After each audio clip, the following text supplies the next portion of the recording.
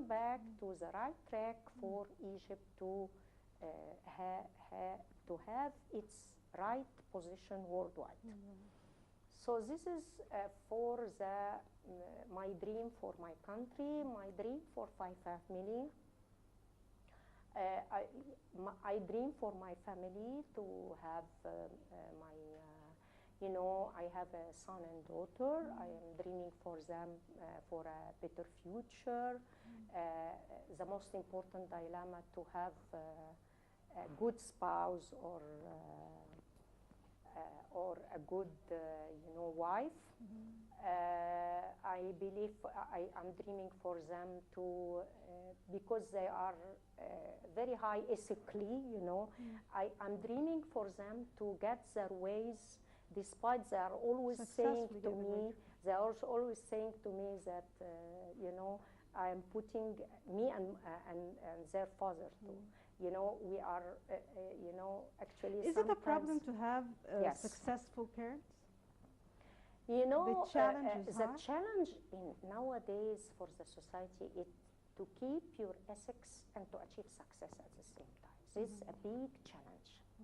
And unless we should have the critical mass, which means that all people that they have the same messages should gather to achieve a new, vision for Egypt. Is that all people that they have ethics, to restore ethics. I believe this is a very important prerequisite to achieve what I'm dreaming about my country. So the critical mass on personal level should be a very important engine to achieve the dream for the country. But do you see that when we have a successful parent, the children aren't mobilized enough to lead such a successful life? Or they motivate them to create their own success stories? Okay, they are benefiting all the time from experiences of their fathers and mothers, but at the same times, maybe they lack the motive different because they are satisfied a little bit about the success of their families. No, it's not the case. No, it's not the case because it's a human nature that you would like to achieve your own success in separate of what's around you. But the issue is that they should fulfill their success on their own way, which means that you cannot ask your daughter or your son to go through studies, for example, if they don't like studies. The same career. Yes, the same career, which means that for me, I didn't ask my son or daughter to go to my career, to the same career, or to follow. Whatever they would like to study, they should go for it. They should choose their own path. Of course.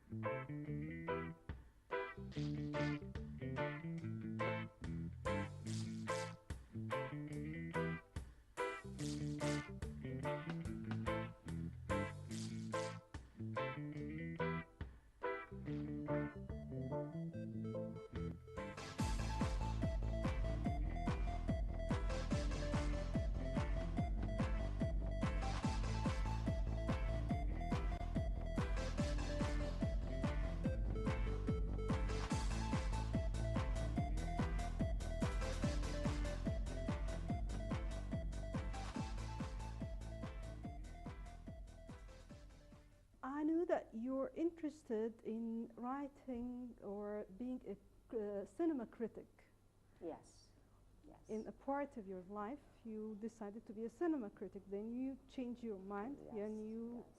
I like very much movies, and this started from my childhood because I used to be in French schools, studying all novels like Les Miserables and all these very famous novels. And I used to see them in movies. So, this having but the gap between being a cinema critic and an economist huge. Yes, yes, but you know, difference. the most important thing about answering your question is that the economic dimension in movies is quite essential and important. And it happened that I supervise a PhD about economics of cinema in Egypt, and to how extent, because this is very important, because we used to have pirates in movies, and United States seriously affected by that, and you have intellectual property rights to preserve that. But the issue is that the problem for Egypt is that we have a fortune, we are not exploiting it enough. And you can see a very wide gap between American films and Egyptian films. Despite that, in 1940s and 50s, Egypt used to have a specific position regarding producing films. And if you refer back to ancient Productive films, cinema industry. Egyptian films used to be quite famous, and we had a chair in international movie movement.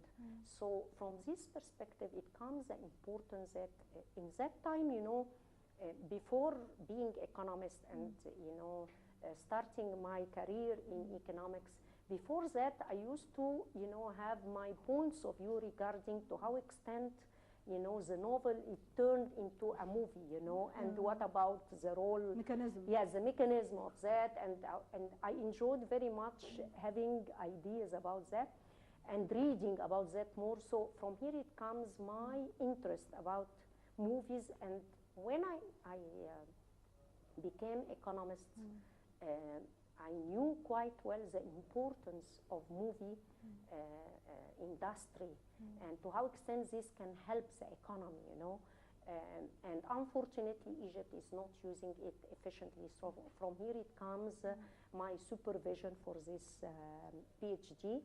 And my student happened after that he had a book about that, and he participated to large extent into trying to change the situation in Egypt, but unfortunately it's not a case that we can talk about all challenges facing Egyptian movie, but hopefully that we can get in the future benefiting from this large industry. Then we'll move to talk about special time in your life when you joined the staff of UNICEF.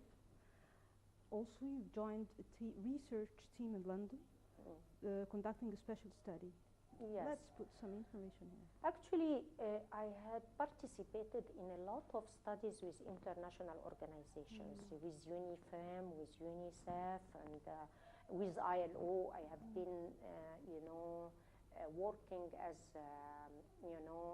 a part of staff member in several studies regarding to how extent labor market in Egypt can be activated, and what are the main challenges facing the labor market. And I had several training programs in Torino, in the center of the ILO center in Torino. So all these experiences, I believe they are quite important to shape my career, which means that being economist and being who you are now. Yes, being economist and being a professor in university, I believe it needs a lot of actions like that to benefit your student, because you are not just transferring to your student what is actually in textbooks, but actually you are transferring experiences. And even now my relations with my students, that I'm trying to address them into reality, which means that you have several opportunities, and unless you should enlarge your opportunities, you cannot find ways into a better future. And this is how it comes, the importance of working with international organizations, that you are learning a lot. With UNICEF, it was about to how extent we can address poverty of women. With ILO, opportunities of job. with UNIFEM about political participation and about how to mainstream national plan for Egypt. And all these experiences are gathered in order to make some change in reality. So I believe these experiences are important. Before we go, we'd just like to talk about your study for the transportation ministry. Yes. This is very important. Yes. I had several studies for transportation. Transportation in Egypt is a very large sector and full of opportunities and at the same time challenges, because you know that we have subsidized energy, and this affecting to large extent transportation and the cost of transportation. At the same time, we have the very old railways suffering from. The first study that I've done is about how to rationalize subsidies for railways, how to make what is called the price discrimination. And this was a very important study that I presented it in my professor to have a title of professor. It was a field study and it was very good, and the main recommendation is to make some kind of good services in railway and to put higher prices, to make a price discrimination so that we can improve the quality of service and avoid having shortage of finance. We've run other studies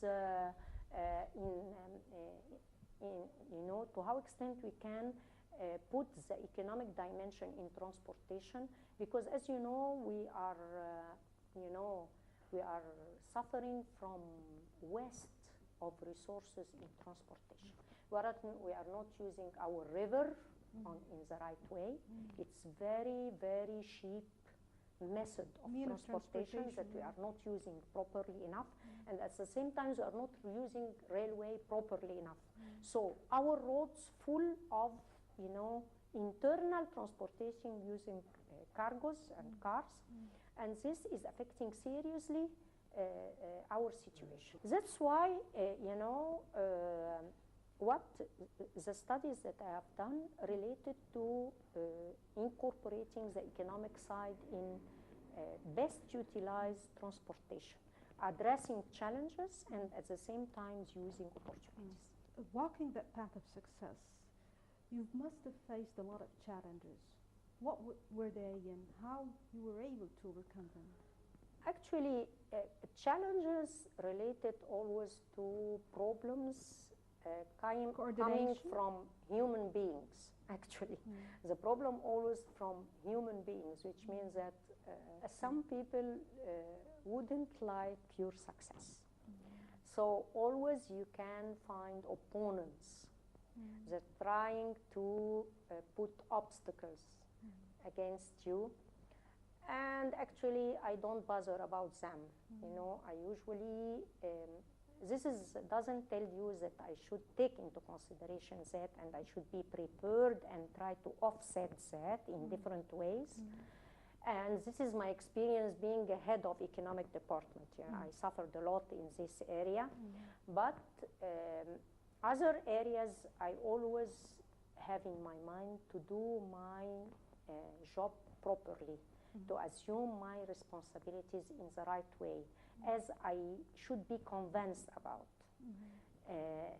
And after that, I can leave my enemy to God. And always God, is besides me. Well, by that we wrap up this edition of Story of Success.